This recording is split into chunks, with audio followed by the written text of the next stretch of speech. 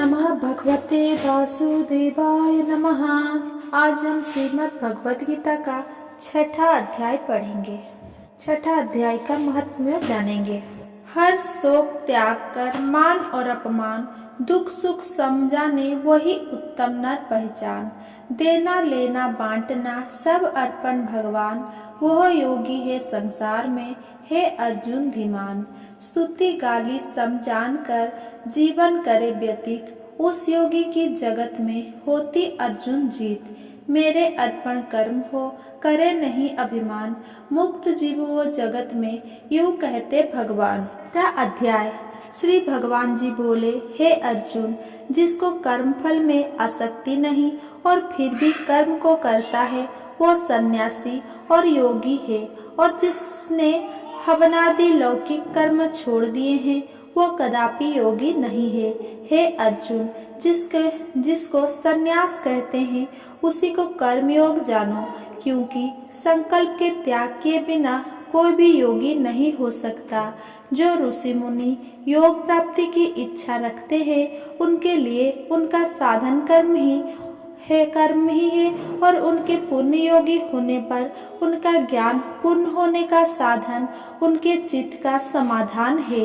जब जब मनुष्य विषय और कर्मों की आसक्ति से छूट गया हो और संपूर्ण वासनाओं को उसने त्याग दिया हो, उसी समय वो यज्ञारूढ़ कहा जाता है। आप ही अपना उद्धार करें और आत्मा को अवनत होने से रोके, क्योंकि मनुष्य आप ही अपना मित्र और शत्रु है। जिसने विवेक से अपना मन स्वाधीन कर लिया है वह स्वयं ही अपना हितकारी है, और जिसने विवेक का परित्याग कर दिया है वह स्वयं ही अपना शत्रु है। मन को जीतने वाले शांत स्वभाव मनुष्य को शीत उष्ण सुख दुख मान और अपमान इनके होने पर भी बुद्धि अत्यंत स्थिर रहती है। जिसने ज्ञान विज्ञान से अपने अंतःकरण को तृप्त कर लिया हो, जो निर्विकार हो गया है, वही सच्चा योगी कहलाता है। सहृद मित्र शत्रु उदासीन द्वेषी मध्यस्थ द्वेष करने योग्य बंधुवर साधु और पापी, इन सब में जो समान दृष्टि रखता है वही श्रेष्ठ है। योगी पुरुष को मन और आत्मा को अपने बस में करके वासनाओं तथा समस्त प्रपंच को त्याग कर किसी एकांत स्थान में बैठकर निरंतर चित्त को समाधि में लगाना चाहिए। आत्म शुद्धि के लिए योग करना अति उत्तम है। शरीर मस्तक और गर्दन को सम करके अचल होकर स्थिर होवे और अपने नासिका के अग्रभाग को देखता हुआ सब दिशाओं से अपनी दृष्टि हटाए रहे। भय रहित होकर शांत चित्त से ब्रह्मचर्य वर्ग का पालन करे। मन को रोककर मुझ में ही लीन होकर मन को योग में लगावे। इस प्रकार मन को बस में रखने वाले योगी को निरंतर योगाभ्यास करते रहने से मुझ में रहने वाले को निर्वाण पद की प्राप्ति होती है। हे अर्जुन, जो अधिक भोजन करता है या अनेक दिन उपवास करता है, जो बहुत देर सोता या जागता रहता है, उसको योग प्राप्त नहीं होता। जो उपयुक्त आहार और विहार करता है तथा कर्म का योग्य रीति से पालन करता है तथा जो यथा समय सोता और जागता है, योग ऐसे पुरुषों का दुख मिटा देता है। तब संयम को प्राप्त हुआ चित्त अपनी आत्मा में हो जाता है और मन कामनाओं से निवृत्त हो जाता है। तभी योगी मोक्ष पद पा जाता है। जिस प्रकार वायु रहित स्थान में रखा हुआ दीपक चलायमान नहीं होता है, उसी प्रकार योगी अपने चित्त को निश्चल रखकर उसका संयम करता है और अंतःकरण की समाधि लगाता है।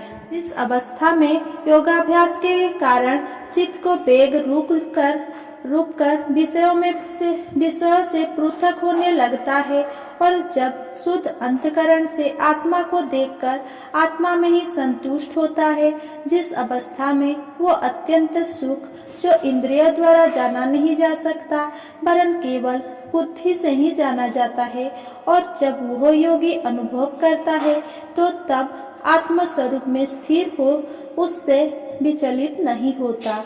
इस अवस्था को पाकर फिर और कोई लाभ उसको अच्छा नहीं लगता और जहाँ स्थिर होने पर और कोई बड़ा भारी दुख उसके वहाँ से चलायमान नहीं कर सकता।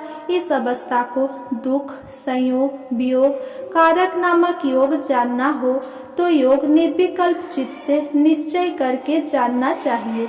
संकल्प से उत्पन्न होने वाला समस्त कामनाओं को त्याग कर और मन ही मन में सफल इंद्रियों को चारों ओर से रोककर धैर्य के साथ बुद्धि को अपने अधीन कर धीरे धीरे विषयों से दूर हटा ले और भली भांति मन को आत्मा में स्थिर करके किसी वस्तु इच्छा ना करे और चंचल मन जिधर जिधर जाए उधर से इसको हटाकर आत्मा के बस में करना चाहिए। इस प्रकार शांत चित्त तथा रजोगुण से रहित निष्पाप तथा ब्रह्म स्वरूप योगी को उत्तम सुख प्राप्त होता है। इस रीति से निरंतर योगाभ्यास करने वाला योगी समस्त पापों से छूटकर सहज ही उस परम सुख को पा लेता है जो ब्रह्मा के सहयोग से प्राप्त होता है। जिसका मन योग में स्थिर हो गया है उसकी दृष्टि भी सर्वत्र समान हो जाती है और वो सब पाप प्राणियों में अपने को और अपने में सब प्राणियों को देखता है। जो सब प्राणियों में मुझको और मुझ में सब प्राणियों को देखता है, मैं उससे अलग नहीं रहता और मुझसे वो अलग नहीं रहता। जो अभेद भाव से रहता है जब प्राणियों की रो मेरा मनन करता है वो योगी चाहे जिस अवस्था में रहे उसमें मिल जाता है। हे अर्जुन, जो समस्त प्राणियों के दुख सुख को अपने ही दुख सुख के समान समझता है और सबको समान देखता है वही श्रेष्ठ योगी है। अर्जुन बोले, हे मधुसूदन, आपने जो योग बताया कि सबको अपने ही समान देखे सो मन के चंचल होने के कारण मैं उसको अपने में दृढ़ स्थिर नहीं देखता हूँ। हे श्री कृष्ण, ये चंचल मन बड़ा ही हठी, पराक्रमी और दृढ़ है। इसको अपने अधीन रखना तो मुझे वायु को बांध रखने के ही समान प्रतीत होता है। श्री कृष्ण भगवान ने कहा, हे महाबाहो, इसमें संदेह नहीं है कि मन अति चंचल है और इसे बस में करना बड़ा ही कठिन है। तो भी हे कुंती पुत्र, अभ्यास और वैराग्य से इसे बस में किया जा सकता है। जिसका मन बस में नहीं उसको योग अति दुर्लभ है। अर्जुन ने कहा, हे श्री कृष्ण, जिसमें श्रद्धा तो है पर योग प्राप्त करने में सफल नहीं हुआ है और जिसका चित्त योग से विचलित हो गया है वो योग सिद्धि ना पाने से किसी गति को प्राप्त होता है। श्री कृष्ण बोले, हे अर्जुन, उसका यहाँ नाश नहीं होगा और परलोक में भी नहीं होगा, क्योंकि उत्तम कर्म करने वाले किसी मनुष्य की दुर्गति नहीं होती। वो योग में असफल मनुष्य बहुत दिनों तक पुण्यवानों को प्राप्त होने वाले लोकों में वास करता है और फिर वहां से किसी पवित्र और धनवान मनुष्य के घर में आकर जन्म लेता है। इस प्रकार का जन्म पाना भी इस लोक में बड़ा दुर्लभ है। हे कुरु नंदन, यह योगियों के बस में जन्म लेकर पूर्व जन्म के संस्कार अर्थात आत्मज्ञान को पाता है और उससे अधिक सिद्धि के लिए यत्न करता है। पूर्व जन्म में किए योगाभ्यास के बल में अनेकों विघ्नों के पड़ने पर भी वह मोक्ष को प्राप्त होता है। योग की केवल इच्छा ही हो तो पुरुष सप्त ब्रह्मा के परे जा पहुंचता है। जो बड़े परिश्रम और यत्न से योगाभ्यास करता है वो पापों से छूट मोक्ष को पाता है।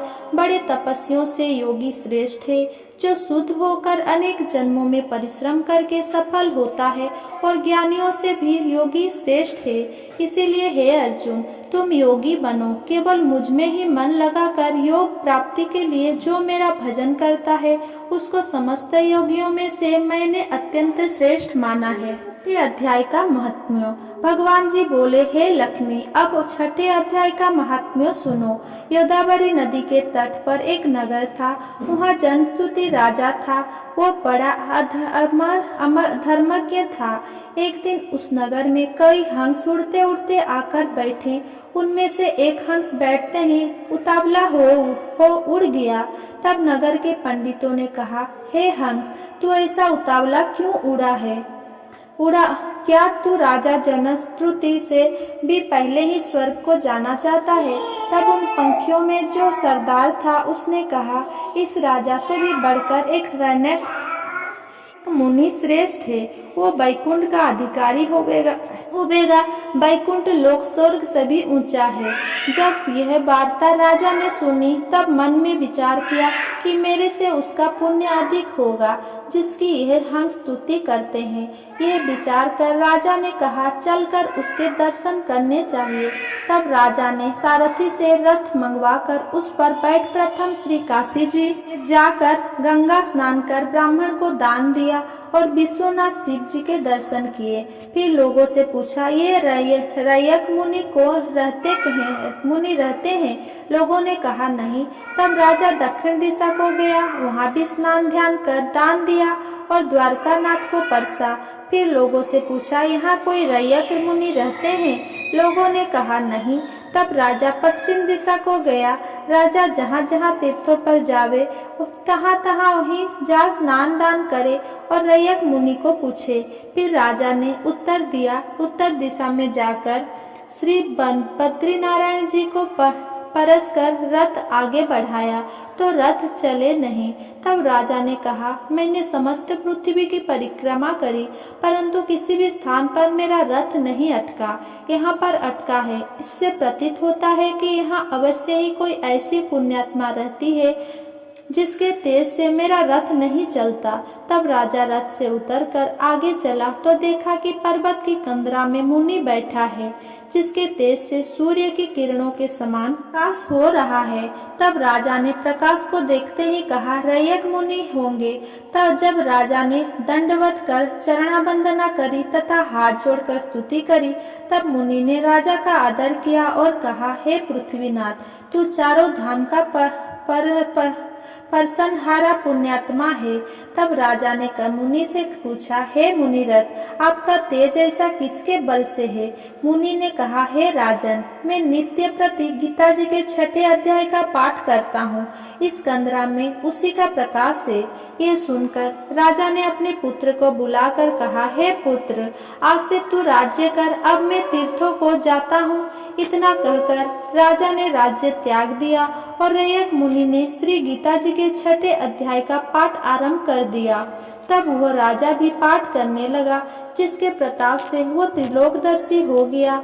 दोनों को वन में रहते रहते कई वर्ष बीत गए। एक दिन प्राणायाम करके दोनों ने देह त्याग दी।